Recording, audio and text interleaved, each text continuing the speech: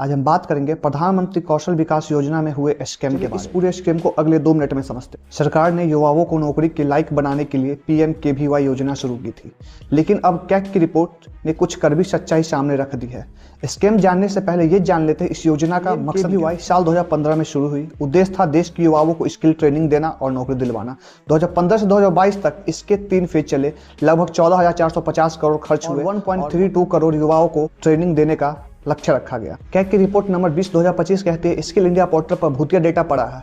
96% mobile number फर्जी है, जबकि 94% 5 छात्रों के बैंक अकाउंट में नंबर की जगह 111 या फिर 1 2 3 4 5 6 लिखा हुआ है। खेल यही खत्म नहीं होता। यूपी, बिहार और राजस्थान जैसे राज्यों में हजारों अलग अलग छात्रों के फॉर्म पर एक ही फोटो चिपकी मिली है। बांका बिहार में तो पोर्टल पर लाइव क्लास चल रही थी, लेकिन जब ऑडिटर्स पहुंचे तो सेंटर पर ताला लटका मिला। सबसे चौंकाने वाली बात, दावा किया गया कि 41% बच्चों को नौकरी मिली, लेकिन कैग ने इसे भी संदिग्ध बताया। ओडिशा में तो 77% प्लेसमेंट में दावे पूरी तरह मनगढ़ंत कहानी पाई गई। और ये स्कैम यही नहीं रुका। देश के किस स्किल की कहाँ जरूरत है, इसका सही और जमीनी डेटा ही नहीं था, फिर भी ट्रेनिंग बांट दी गई।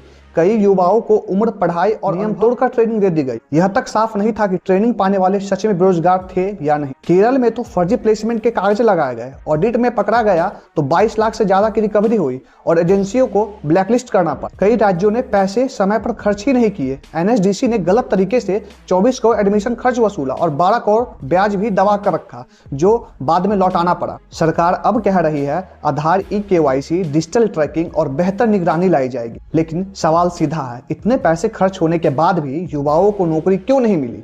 अगर स्किल चाहिए तो सिस्टम को भी स्किल बनना पड़ेगा, लेकिन नहीं, अगर सिस्टम ही स्किल्ड बन जाएगा तो स्कैम कौन करेगा? ये हमारे टैक्स के पैसे और युवाओं के भविष्य के साथ खिलवाड़ है। क्या डिजिटल इंडिया के नाम पर ये सबसे बड़ा धोखा है? अपनी राय कमेंट में जरूर बताएं। चैनल को लाइक, सब्सक्राइब और शेयर जरूर करें। धन्यवाद। जय।